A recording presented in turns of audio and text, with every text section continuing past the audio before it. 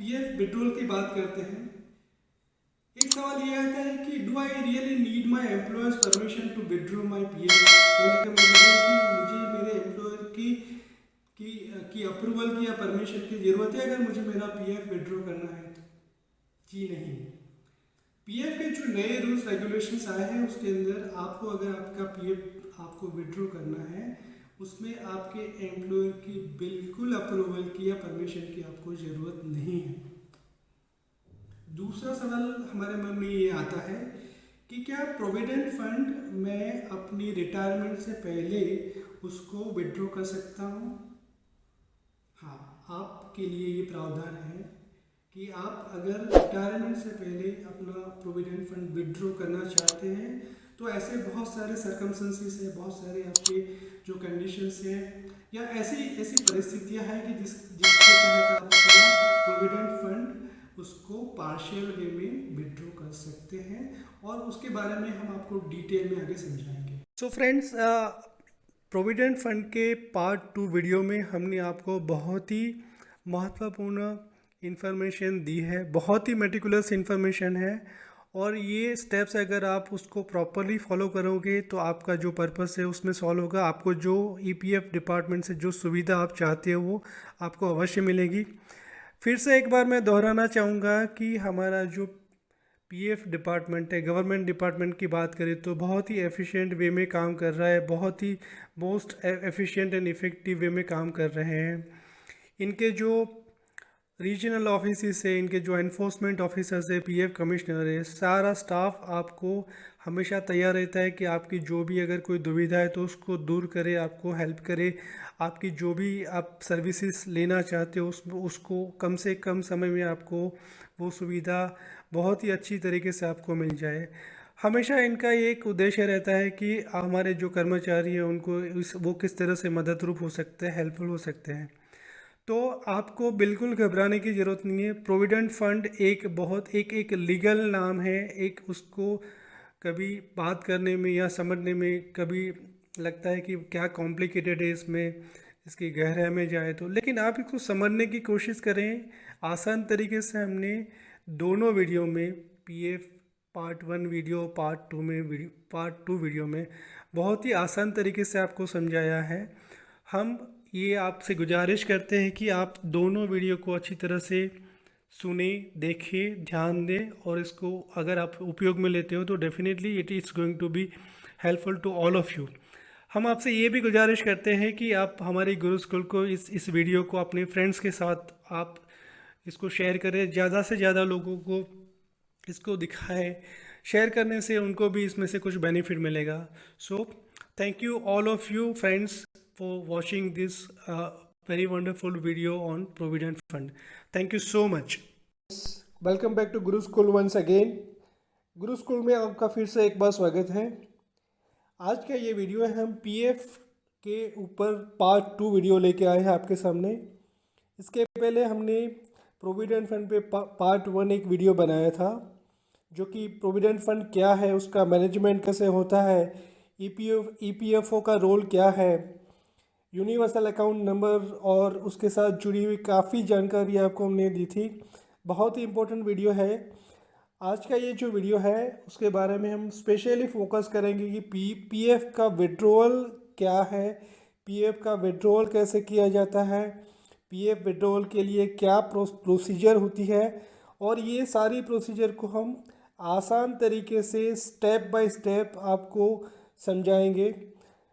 आपसे एक रिक्वेस्ट है कि ये पूरी जो प्रोसीजर है उसको ध्यान से समझिए, समझने की कोशिश करें, और उसके बाद अगर आपको जब भी लगता है कि आपको कहीं पे भी कोई भी इवेंट में आपको पीएफ विड्रॉल करना है, ये सारी जो प्रोसीजर इस वीडियो में हम आपको समझा रहे हैं उसको फॉलो करेंगे तो आप आसान तरीके से अपने पीएफ को अपने ईपीएफ अकाउंट से विड्रॉ कर पाएंगे।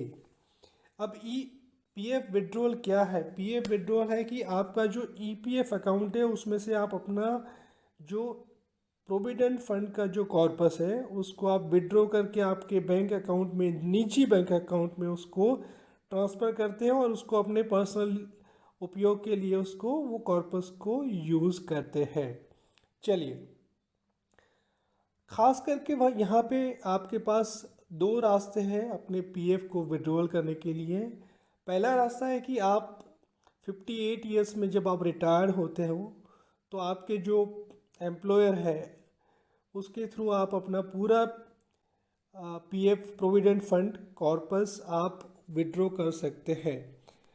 दूसरा रास्ता आपके लिए ये है कि अगर आप 2 महीने या उससे ज़्यादा एम्प्लॉयमेंट के बाहर हो, आपने एम्प्लॉयमेंट लूज़ किया है या आप एम्प्लॉयमेंट में नहीं हो, आपकी नौकरी चली गई है, आपने नौकरी छोड़ दी है, आप अपना कुछ दूसरा व्यवसाय में अगर एंटर हो रहे हो, तो वो केस में अगर आप 2 महीने से ज़्यादा एम्प्लॉयमेंट में नहीं हो तो आप अपना पूरा प्रोविडेंट फंड विड्रॉ कर सकते हैं।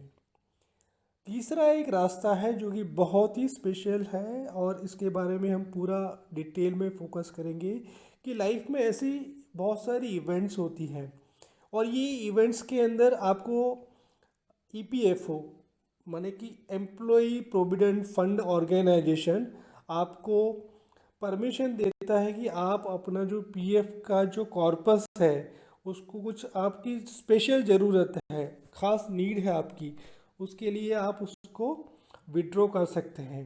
चलिए अब हम बात करते हैं प्रोविडेंट फंड को आप कुछ स्पेशल लाइफ इवेंट्स में विड्रॉ कर सकते हैं। तो ये जो विड्रॉल है हर एक केस के अंदर, हर एक लाइफ इवेंट के अंदर अलग अलग से होता है, उसके बारे में हम आपको विस्तार से समझाएंगे। आप जब अपने जॉब में कंटिन्यू होते हैं और अगर आपको पीएफ विड्रॉल करना है, उसका एक पहला जो ऑप्शन जो अवेलेबल है वो ये है कि मेडिकल इमरजेंसी।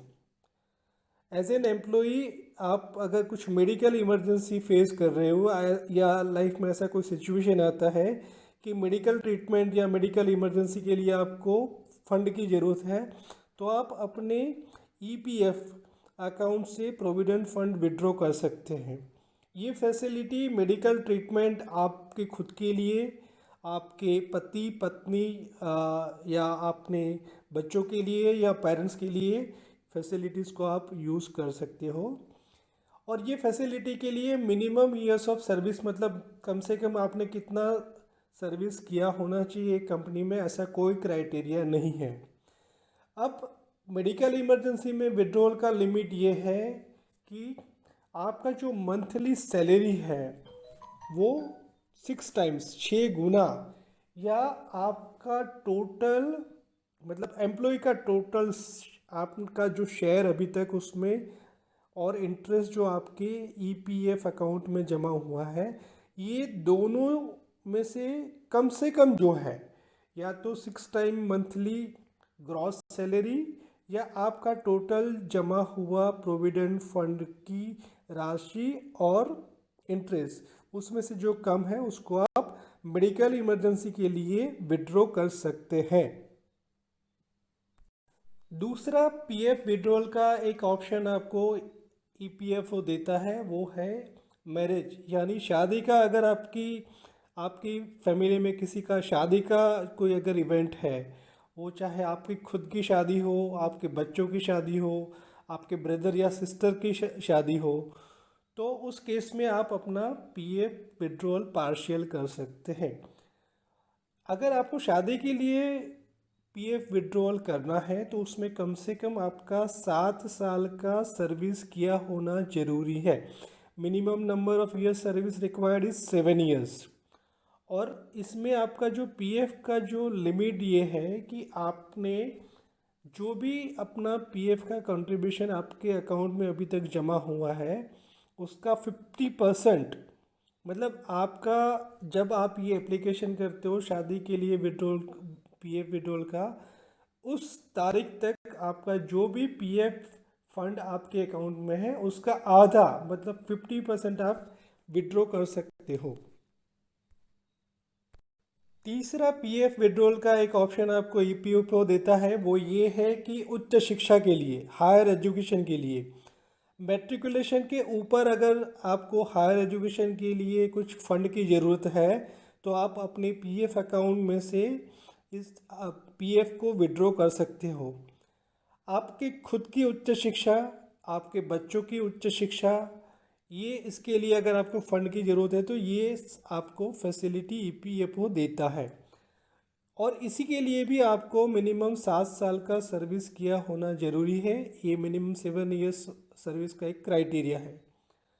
और इसके अंदर भी आपको 50% of your total corpus, total आपका जो फंड जमा हुआ है उसका आधा मतलब 50% आप उसको उच्च शिक्षा के लिए विड्रॉ कर सकते हैं।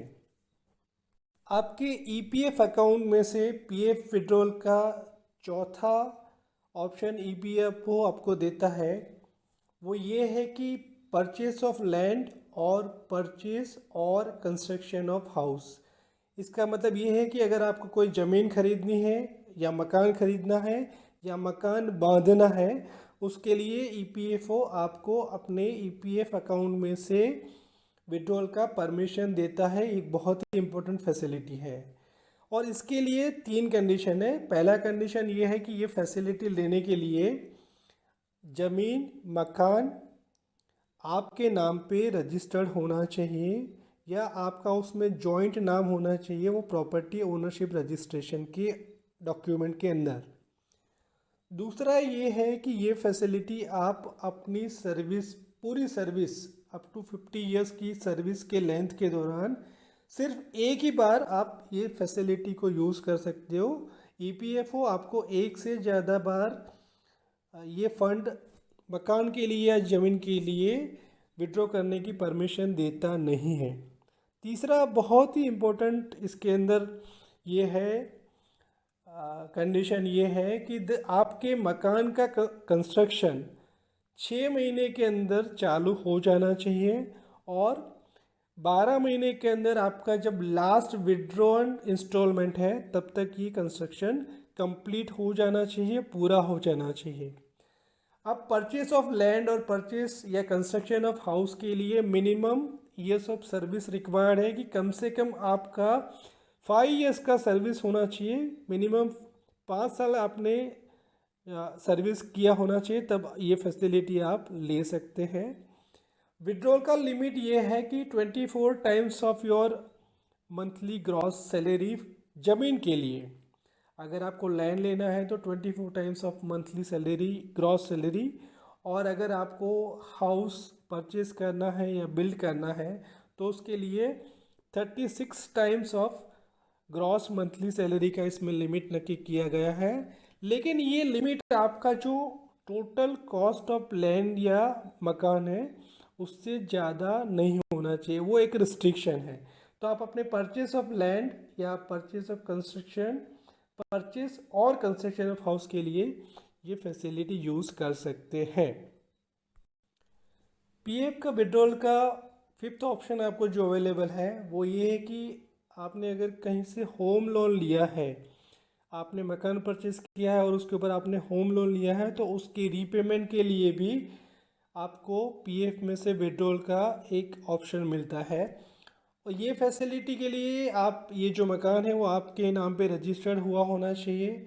दूसरा है कि ये जो होम लोन का आपका जो ऑप्शन है उसके अंदर जितने भी डॉक्यूमेंट्स होम ओनरशिप के रिलेटेड होते हैं या घर की मालिकी के रिलेटेड जो डॉक्यूमेंट्स होते हैं वो गवर्नमेंट की प्रिस्क्राइब नॉर्म्स और ईपीएफओ नॉर्म्स के हिसाब से सब डॉक्यूमेंट्स बराबर होने चाहिए। और तीसरा अहम क्राइटेरिया ये है कि आपके या आपके स्पाउस के ईपीएफ अकाउंट में कम से कम 20,000 का कॉर्पस या धनराशि होना बहुत ज़रूरी है। इसमें मिनिमम 10 साल का सर्विस का रिक्वायरमेंट है।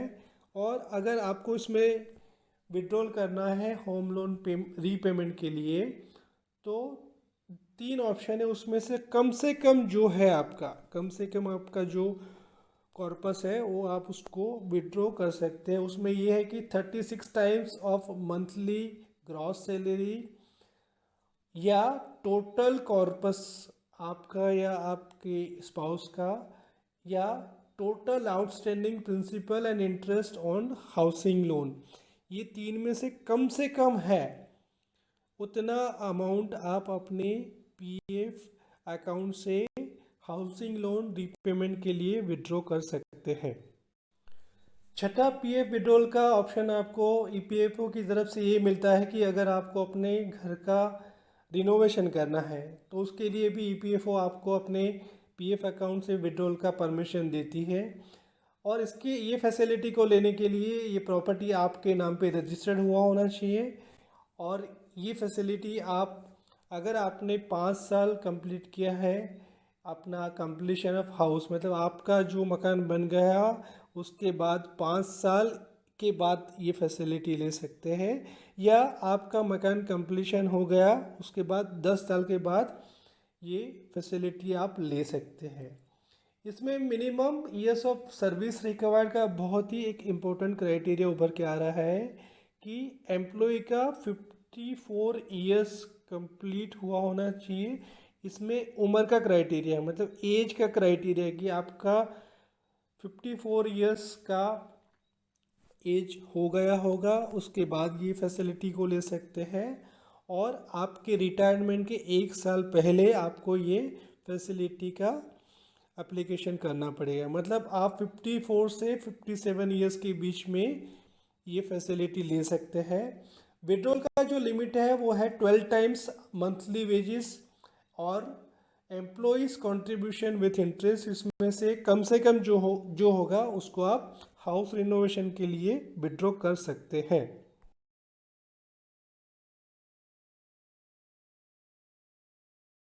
प्रोविडेंट फंड विड्रॉल की जो प्रोसीजर है उसके बारे में डिटेल में अब हम समझेंगे। आप अपना प्रोविडेंट फंड दो तरह से विड्रॉ कर सकते हैं। एक तो फिज़िकल एप्लीकेशन के थ्रू कर सकते हैं और दूसरा है आप ऑनलाइन एप्लीकेशन कर सकते हैं। फिज़िकल एप्लीकेशन के लिए आपको कंपोजिट क्लेम फॉर्म ईपीएफओ की जो वेबसाइट है उससे डाउनलोड करना पड़ेगा। उसके लिए आपको जाना पड़ेगा www.epfo.com। ये साइट पे आप जाएंगे तो आपको कंपोजिट क्लेम फॉर्म आधार और दूसरा है कंपोजिट क्लेम फॉर्म नॉन आधार मिल जाएगा, जो आप उससे डाउनलोड कर सकते हैं। डाउनलोड करने के बाद आप उसको प्रिंट लेना है। इसमें दो ऑप्शन है, कंपोजिट क्लेम फॉर्म आधार। अगर आपने अपना आधार कार्ड सीडिंग करवाया है, यानी आपने अपना आधार अपनी बैंक डिटेल्स और यूएन पोर्टल और यूएन के साथ एक्टिवेटेड करवाया है, ये बहुत ही ज़रूरी है कि आप अपना सीडिंग करवाएं। सीडिंग का मतलब ये है कि अपना आधार बैंक डिटेल्स आपके यूएन पोर्टल के अंदर एक्टिवेट होना चाहिए। ये होता है तो आप कंपोजिट क्लेम फॉर्म आधार आप भर के उसको आपको जो आपके नियरेस्ट ईपीएफओ का ऑफिस है वहाँ जाके आपको उसको सबमिट करना है। दूसरा है कंपोजिट क्लेम फॉर्म नॉन आधार। आप ये फॉर्म तब भी यूज़ कर सकते हैं कि जब आपने अपना आधार और बैंक डिटेल यूएन पोर्टल के साथ लिंक नहीं किया है या सीडिंग नहीं करवाया है। दोनों केसेस में आपको अपने ये फॉर्म को भर के पर्सनली आपको व्यक्तिगत रूप पे आपको प्रोविडेंट फंड की ऑफिस में जाके उसको जमा करवाना पड़ेगा। और जैसे हमने पहले ये ऑप्शंस देखे हैं कि कुछ लाइफ की स्पेशल इवेंट्स में आपको प्रोविडेंट फंड विड्रॉ करने के लिए ईपीएफओ आपको परमिशन देता है, वो फैसिलिटी यूज़ करने के लिए आप जो भी आपने जो सर्टिफिकेट्स या फॉर्म्स उसके साथ जोड़ते हैं तो उसके लिए आपका सेल्फ सर्टिफिकेशन ईपीएफओ डिपार्टमेंट मान्य रखता है। विड्रॉल का दूसरा एक बहुत ही इम्पोर्टेंट पहलू है कि आप अपने पीएफ को ऑनलाइन एप्लीकेशन के थ्रू विड्रॉ कर सकते हैं। आजकल कंप्यूटर का ज़माना है, आप सब कंप्यूटर यूज़ करते हो, इंटरनेट यूज़ करते हो, सभी के पास स्मार्टफोन नॉर्मली होते हैं। आप बहुत इसके अंदर आसानी से ये ऑपरेट कर सकते हो। तो ऑनलाइन एप्लीकेशन पीएफ में करना ये एक बहुत ही आसान प्रक्रिया है, बहुत ही सरल है। उसमें कम से कम समय में आपका ये काम हो जाता है।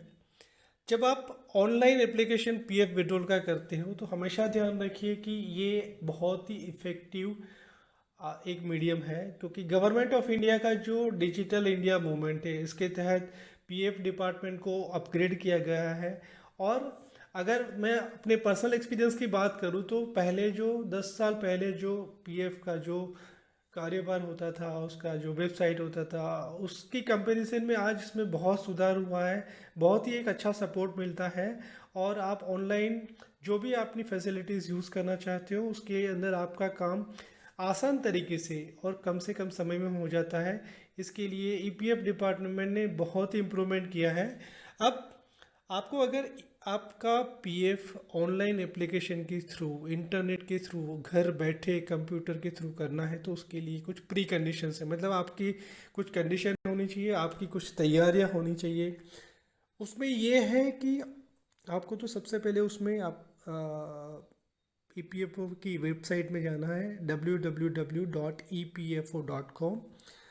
उसके अंदर आपको ये श्योर करना है कि 2-3 कंडीशन है जो ईपीएफ ऑनलाइन पोर्टल के अंदर आपको एक्टिवेट करवाना है। उसमें आपका यूनिवर्सल अकाउंट नंबर मतलब यूएएन एक्टिवेटेड होना चाहिए और ये एक्टिवेट कराने के लिए आपका मोबाइल नंबर वर्किंग कंडीशन में होना चाहिए। आपका मोबाइल नंबर जो यूएएन के साथ आप लिंक करोगे वो आपका चालू होना चाहिए। ऐसा नहीं हो कि जब आप उसको लिंक करवा रहे हो तब मोबाइल में बैलेंस नहीं है, आउट ऑफ नेटवर्क है, कवरेज की कुछ इश्यूज है।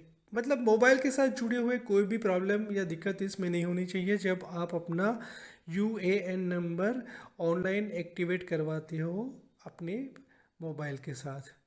दूसरा बहुत ही अहम जो कंडीशन है वो कि आपका यूएएन लिंक होना चाहिए आपके केवाईसी के साथ, मतलब आपके आधार कार्ड के साथ, पैन कार्ड के साथ, bank details and IFSC code जो है बैंक का, इसके साथ आपका यूएएन लिंक होना चाहिए। अगर आप ये कंडीशंस अगर सही तरीके से उसको फुलफिल करते हैं तो आपको ऑनलाइन पीएफ एप्लीकेशन में अपने जो एम्प्लॉयर है, आपके जो कंपनी है, उसमें इसका अटेस्टेशन या अप्रूवल लेने की कोई भी ज़रूरत नहीं है। आप आसान तरीके से ऑनलाइन पीएफ विड्रॉल कर सकते हैं। ऑनलाइन पीएफ विड्रॉल के लिए जो स्टेप्स आपको फॉलो करने हैं वो इस प्रकार रहेंगे। आपको ओपन करना है www.epfo.com वेबसाइट। उसके बाद आपको विज़िट करना है, आपको जाना है यूएएन पोर्टल के अंदर। उसके बाद आपको लॉगिन करना है आपके यूएएन नंबर और पासवर्ड के साथ। उसके बाद आपको कैप्चा के बारे में पूछा जाएगा, आपको कैप्चा एंटर करना है। एक बार आपने कैप्चा एंटर किया उसके बाद आपको एक टैब दिखेगा मैनेज, उसको आपको क्लिक करना है। उसके बाद आपको सिलेक्ट करना है केवाईसी। ये आपको इसीलिए चेक करना है कि आपका केवाईसी डिटेल जैसे कि Aadhaar, PAN card, bank details verified है कि नहीं है। एक बार आपका केवाईसी डिटेल्स वेरीफाई हो गया तो आपको जाना है ऑनलाइन सर्विसेज टैब पर। ये बहुत ही इम्पोर्टेंट है। ऑनलाइन सर्विसेज टैब आपको, आप जब इसको क्लिक करेंगे तो आपको उसमें ऑप्शन दिखेंगे कि आपको कौन से प्रकार का विड्रॉल करना है। उसमें आपको दिखेगा फॉर्म नंबर 31, फॉर्म नंबर 19 या फॉर्म नंबर 10C। ये आपका ड्रॉप डाउन मेनू है, मतलब आप उसको ऑनलाइन सर्विसेज में जब क्लिक करोगे तो ये 3 आपको मेनू दिखेंगे, उसमें से आप किसी एक को सिलेक्ट करना है।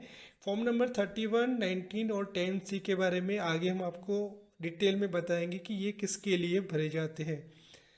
और उसके बाद आपके स्क्रीन में आपका केवाईसी डिटेल डिस्प्ले होता है, मेंबर्स की डिटेल डिस्प्ले होती है और बाकी आपकी जो पर्सनल डिटेल्स है वो सब आपको दिखती है। उसके बाद आपका बैंक अकाउंट नंबर आपको एंट्री करना है और उसके बाद आपको क्लिक करना है वेरीफाई पे। वेरीफाई पे एक बार आप क्लिक कर देंगे तो उसके बाद आपको जाना है और नेक्स्ट क्लिक रहेगा आपका यस। ये क्लिक इसीलिए करना है कि आपको सर्टिफिकेट ऑफ अंडरस्टैंडिंग साइन करना पड़ेगा। हाँ, ये सर्टिफिकेट ऑफ अंडरस्टैंडिंग आपको खुद को ऑनलाइन साइन करना है और उसके बाद आपको प्रोसीड करना है। सर्टिफिकेट ऑफ अंडरस्टैंडिंग को प्रोसीड करने के लिए आपको आपके सामने जो स्क्रीन दिखेगा उसके अंदर एक ग्रीन दिखेगा कि I agree to the terms and conditions. Green yes है और रेड है नो। आपको यस पे क्लिक करना है और आपको वो एक नेक्स्ट स्टेप पे फॉरवर्ड करेंगे। ऑनलाइन पीएफ विड्रॉल का आगे का जो स्टेप है वो बहुत ही इम्पोर्टेंट है। उसमें आपको क्लिक करना पड़ेगा प्रोसीड फॉर ऑनलाइन क्लेम। जब ये आप क्लिक करते हो तो आपको 3 या 2 आप जो ऑप्शन है वो आपके सामने आते हैं। उसके अंदर पहला ऑप्शन है full EPF settlement, EPF partial withdrawal loan या एडवांस के लिए, और पेंशन विड्रॉल। हमने जैसे आपको पहले बताया कि कुछ लाइफ इवेंट में आप पार्शियल विड्रॉल कर सकते हो। तो आप अगर ईपीएफ का फुल सेटलमेंट करना चाहते हैं, पार्शियल विड्रॉल करना चाहते हैं या पेंशन का विड्रॉल करना चाहते हैं, उसके लिए आपको जो क्लिक करना पड़ेगा वो है I want to apply for. आपको इसके ऊपर क्लिक करना है। उस अब आप as an employee EPF department आपको जो भी फैसिलिटीज़ देती है उसी चीज़ आपको यहाँ पे दिखेगी।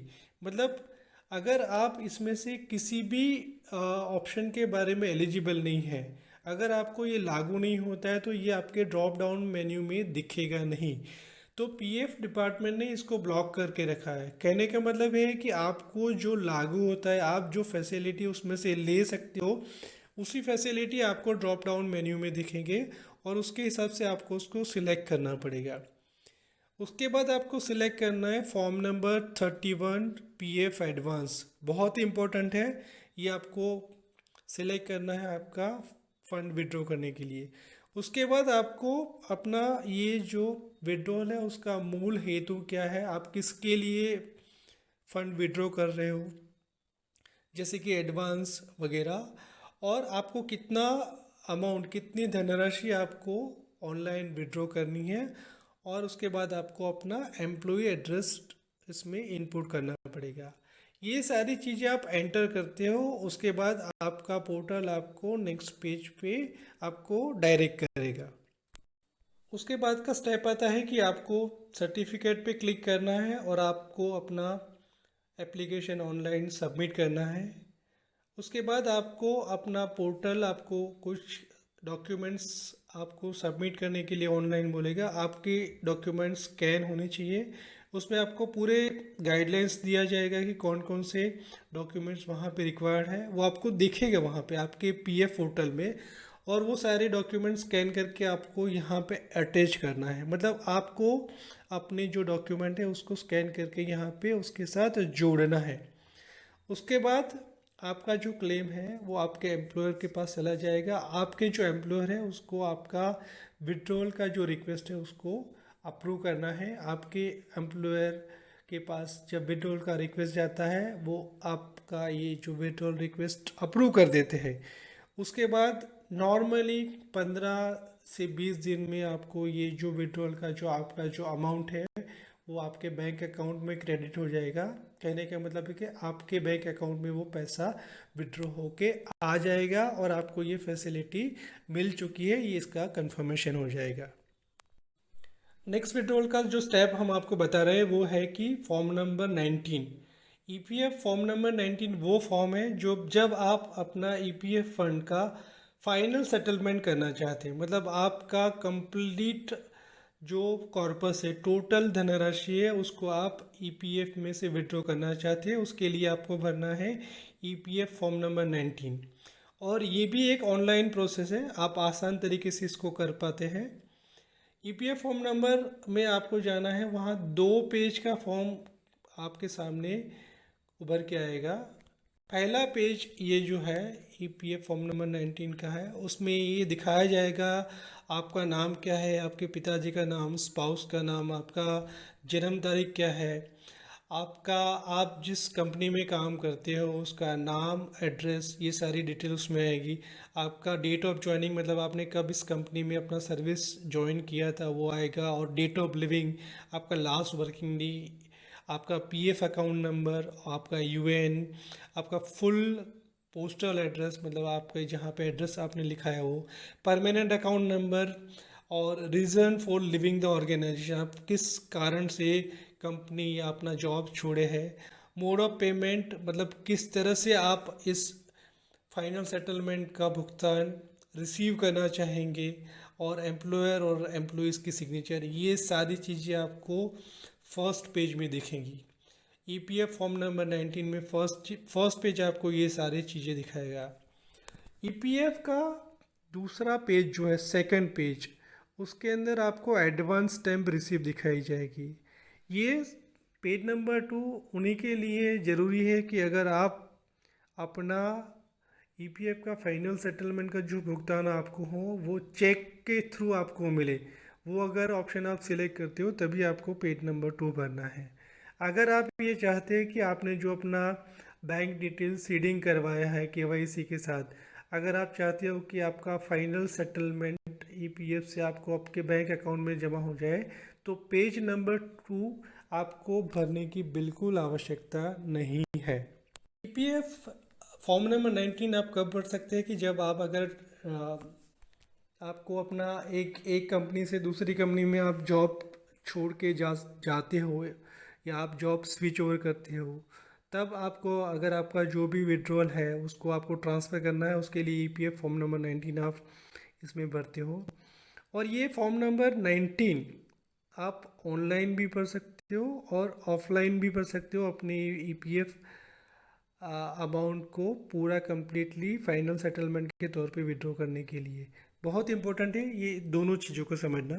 अब हम समझेंगे कि फॉर्म नंबर 19 ऑनलाइन भरने के लिए इसके क्या स्टेप्स है। सबसे पहले आपको अपना इंटरनेट ओपन करना है, उसके बाद आपको जाना है ईपीएफओ की वेबसाइट जो है www.epfo.com। उसके बाद आपको अपना UAN number, universal account number enter करना है, पासवर्ड एंटर करना है, कैप्चा एंटर करना है। उसके बाद आपको क्लिक करना है ऑनलाइन सर्विसेज टैब पे। उसके बाद आपको ऑप्शन सिलेक्ट करना है क्लेम वाला, जिसके अंदर form number 31, form number 19, form number 10C और फॉर्म नंबर 10D दिखाया जाएगा। उसके बाद आपको अपना बैंक अकाउंट नंबर एंटर करना है जो कि आपके पीएफ अकाउंट के साथ लिंक किया है। आपको अपना बैंक अकाउंट नंबर यही आपको क्लिक करना है और उसके बाद आपको क्लिक करना है वेरीफाई पे। उसके बाद आपको दिखाया जाएगा कि सर्टिफिकेट ऑफ अंडरटेकिंग आपके सामने दिखाया जाएगा और उसके बाद आपको उसके अंदर सिलेक्ट करना है यस ऑप्शन, मतलब आपको उसमें हाँ कहना है कि यस, आगे आपको प्रोसीड करना है। उसके बाद आपके सामने आएगा ड्रॉप डाउन मेन्यू, उसके अंदर आपको सिलेक्ट करना है I want to apply for, उसके बाद ऑप्शंस आएंगे। उसके बाद का स्टेप बहुत ही इम्पोर्टेंट है, बहुत ही, ये पूरी प्रोसेस में। उसके बाद आपको जो सिलेक्ट करना है only PF withdrawal form number 19, please remember only PF withdrawal form number 19 पे आपको क्लिक करना है। उसके बाद आपके सामने जो नेक्स्ट स्क्रीन ओपन होगा उसके अंदर आपको अपना कंप्लीट एड्रेस आपको भरना है। उसके बाद आपको करना है डिस्क्लेमिनर आएगा आपको जो एक्सेप्ट करना है। उसके बाद आपको ये क्लिक करना है गेट आधार ओटीपी। अब आपने जो अपना मोबाइल नंबर इसके साथ जो लिंक करवाया है उस मोबाइल नंबर पे आपको ओटीपी 1 टाइम पासवर्ड आएगा, उस पासवर्ड को आपको एंटर करना है, नेक्स्ट करना है। ये प्रोसेस अगर आप प्रॉपरली कंप्लीट कर लेते तो उसके बाद आपको एक रेफरेंस नंबर आपके सामने आएगा जो कि ये प्रूफ है कि आपका EPF form number 19 for final settlement आपका करेक्टली और सक्सेसफुली सबमिशन हो गया है ऑनलाइन विड्रॉल के लिए। इसके बाद हम बात करेंगे ईपीएफ फॉर्म नंबर 31 नंबर का form, partial withdrawal of EPF funds. आप फॉर्म नंबर 31 यूज़ कर सकते हो कि आपको जब पार्शियल विड्रॉल करना है एडवांस के तौर पे, जैसे हमने आगे बताया उसमें से, उसके लिए आपको एसेस करना है form number 31 from UAN portal. आगे के जो स्टेप्स हमने दिखाए उस तरह से आपको जाना, आपके पोर्टल में एंट्री करके फॉर्म नंबर 31 को आपको सिलेक्ट करना है। अब ये फॉर्म नंबर 31 में आपके बैंक अकाउंट डिटेल्स, पैन, आधार कार्ड डिटेल्स, ये सब उसके अंदर अपडेट होनी चाहिए ईपीएफ एडवांस आप जब ऑनलाइन एप्लीकेशन करते हो तो। अब हम विस्तार से समझेंगे कि form number 31 EPF partial withdrawal के लिए हम किस तरह से इसको यूज़ करते हैं। How to submit form number 31 online. इसके लिए आपको E P F O portal में जाना पड़ेगा। फिर आपके यूएएन पासवर्ड और कैप्चा की कोड की मदद से आपको उसमें एंट्री करना पड़ेगा। उसके बाद आपको विज़िट करना है ऑनलाइन सर्विसेज टैब पे। उसके बाद आपको सिलेक्ट क्लेम, इसके पर आपको क्लिक करना है। उसके बाद आपको जो पेज आपके सामने दिखेगा उसके अंदर आपकी सारी डिटेल दिखेंगी, जैसे आपका नाम है, फादर्स नेम है, डेट ऑफ बर्थ है, आधार कार्ड नंबर है, पैन कार्ड नंबर है, date of joining organisation, mobile number, ये आपकी पर्सनल डिटेल इसमें दिख जाएंगी। उसके बाद आपको क्लिक करना है proceed for online claim. After checking all the required details, पूरी डिटेल चेक कर लीजिए, proceed for online claim click करिए।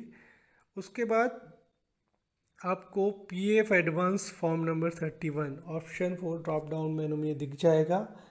उसके बाद आपको सिलेक्ट करना है कि क्या कारण से आप पीपीएफ एडवांस लेना चाहते हैं। उसके बाद आपको अपना पूरा एड्रेस एंटर करना है, अमाउंट एड्रेस करना है जो आप विड्रॉ करना चाहते हैं। उसके बाद एक डिस्क्लोज़र आएगा जो आपको साइन करना है। उसके बाद आपको क्लिक करना है गेट आधार ओटीपी। एक बार आप उसके ऊपर क्लिक करेंगे तो आपका जो मोबाइल नंबर लिंक किया है आपने, उसके पर आपको एक ओटीपी यानी वन टाइम पासवर्ड आएगा। उसको आपको पोर्टल में एंटर करना है। उसके बाद आपको क्लिक करना है वैलिडेट ओटीपी। आपको आपका जो ओटीपी आया है वैलिडेट हो जाएगा। उसके बाद आपको फाइनल जो क्लिक करना है सबमिट द क्लेम फॉर्म। ये होने के बाद आपका फॉर्म सबमिशन के स्टेट में चला जाएगा। अब हम जो बात करेंगे वो एम्प्लॉई पेंशन स्कीम विड्रॉल के बारे में बात करेंगे। ये बहुत ही इम्पोर्टेंट है, बहुत ही महत्वपूर्ण है। और आपको लगता है कि जो हम विड्रॉल की बात कर रहे हैं उसमें मोर और लेस स्टेप्स सब एक जैसे लग रहे हैं, लेकिन नहीं। आपके जो भी विड्रॉल है वो डिफरेंट है, उसमें डिफरेंट प्रोसीजर है, उसमें स्टेप्स काफ़ी चेंज होते हैं। आपको ध्यान से देखना है कि आप जिस पर्पस के लिए आप विड्रॉल करना चाहते हैं उसी स्टेप्स को आप प्रॉपरली फॉलो करें। अगर आप इसमें से एक भी स्टेप्स को मिस करेंगे, प्रॉपर फॉलो नहीं करेंगे, तो हो सकता है कि आपका ऑनलाइन पीएफ विड्रॉल का एप्लीकेशन सबमिट ना हो पाए, या आपको उसके बाद फिर से इसके अंदर रिपीटेडली इसमें अटेम्प्ट करने पड़े। इसीलिए आप ध्यान से इस पूरे सेक्शन को बहुत अच्छी तरीके से समझिए। अब हम बात करने जा रहे हैं ईपीएफ फॉर्म नंबर 10C। ये है एम्प्लॉई पेंशन स्कीम अमाउंट, उसको जो ट्रांसफ़र करना है या आपको विड्रॉ करना है। बात हो रही है एम्प्लॉई पेंशन स्कीम की।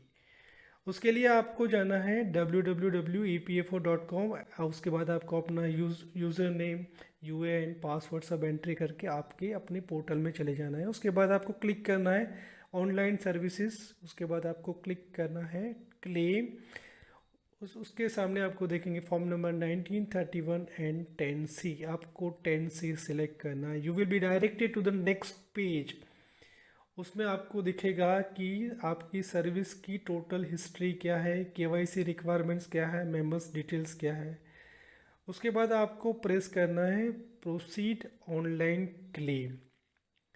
उसके बाद आपको क्लेम सेक्शन के अंदर आपको डाइवर्ट किया जाएगा। वहाँ पे आप अपनी जो भी डिटेल्स है, जैसे पैन नंबर है, मोबाइल नंबर है, बैंक अकाउंट नंबर से यूएन नंबर, वो आपको दिखेगी। उसके बाद आपको जो एंटर करना है बहुत ही इम्पोर्टेंट है, ये स्टेप है। उसमें आपको एंटर करना है कि last 4 digits of your bank account number. मतलब आपने अपना बैंक अकाउंट नंबर जो लिंक किया है उसके लास्ट 4 नंबर, लास्ट 4 डिजिट्स यहाँ पे आपको एंटर करना है। उसके बाद आपको क्लिक करना है वेरीफाई टैब पे, आपका ये पूरा डिटेल वेरीफाई करने के लिए। उसके बाद आपको सर्टिफिकेट ऑफ अंडरटेकिंग दिखाया जाएगा। आपको सर्टिफिकेट ऑफ अंडरटेकिंग में यस पे क्लिक करना है।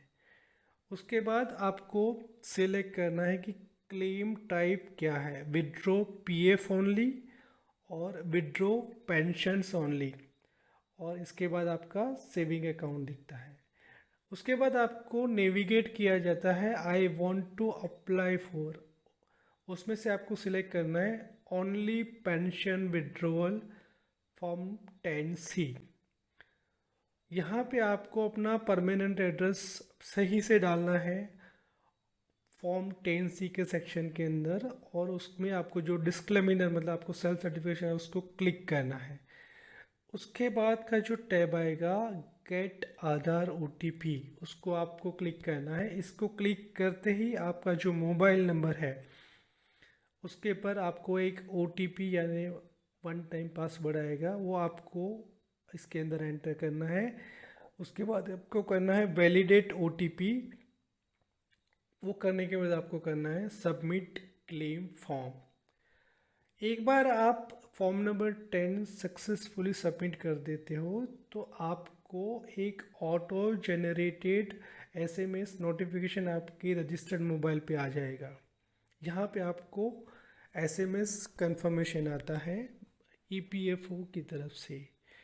उसके अंदर आपको ये दिखाया गया है कि your pension claim will be submitted with the fill up application and employ pension scheme, मतलब EPS का अमाउंट जिसके लिए आप एप्लीकेशन कर रहे हो वो आपका बैंक अकाउंट में ट्रांसफ़र हो जाएगा।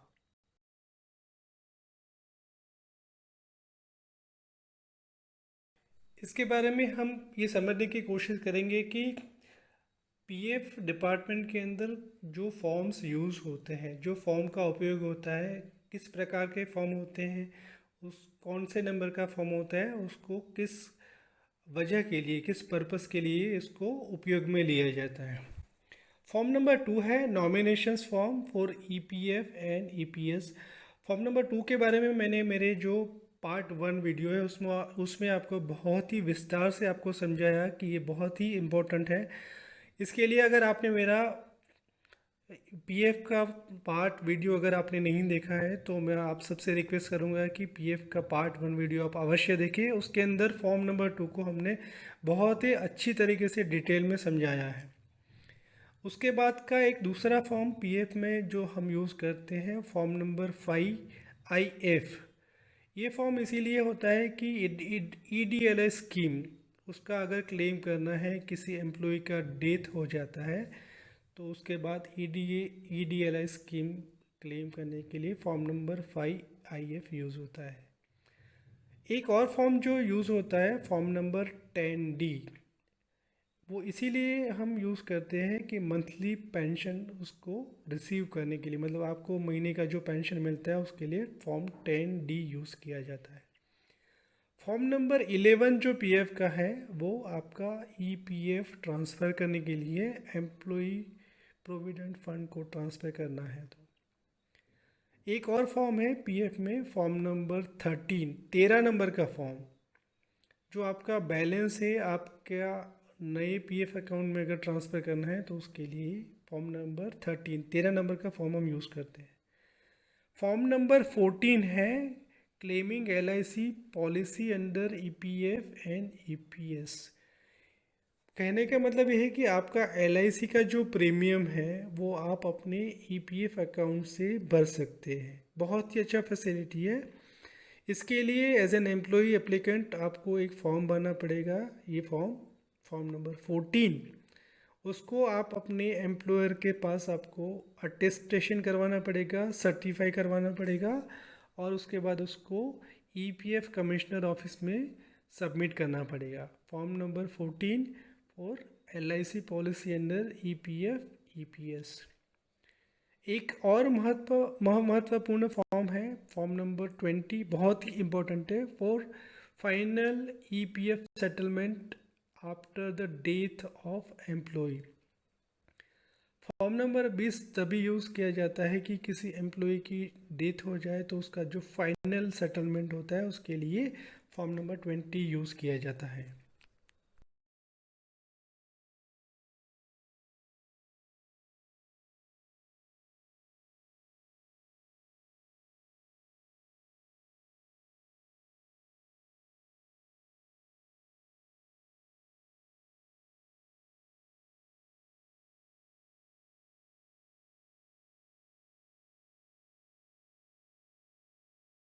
उम्मीद है कि आपको हमारा ये स्पेशल वीडियो जो प्रोविडेंट फंड पे पार्ट 1 एंड पार्ट 2 बना है वो आपको पसंद आया होगा। और हम ये कोशिश करेंगे कि आने वाले समय में भी आप गुरु स्कूल की तरफ से आपको ऐसे ही वंडरफुल वीडियोस मिलते रहें। उसके लिए हम आपको रिक्वेस्ट करेंगे कि हमारे चैनल को आप शेयर करें, सब्सक्राइब करें, लाइक करें। आप इसको जितना ही ज़्यादा शेयर करेंगे उतना ये नॉलेज है, आप दूसरे लोगों को भी इसका बेनिफिट होगा, दूसरे लोग भी इससे ज्ञात होंगे।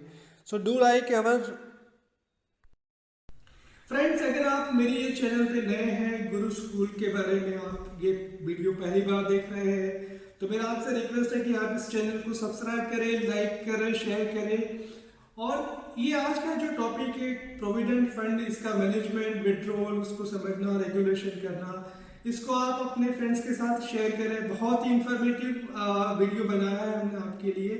तो हम ये चाहते हैं कि आप इसका ज़्यादा से ज़्यादा इसका बेनिफिट लें, अपने फ्रेंड्स के साथ शेयर करें, उनको भी इनका कुछ बेनिफिट मिले, इसके बारे में आप समझिए और आप अपने पीएफ को अच्छी तरीके से मैनेज कर पाए, विड्रॉ कर पाए। So thank you all of you friends for watching this special video on Provident Fund, and do like my channel, share it, subscribe it for receiving more such wonderful and informative videos. Stay tuned. Thank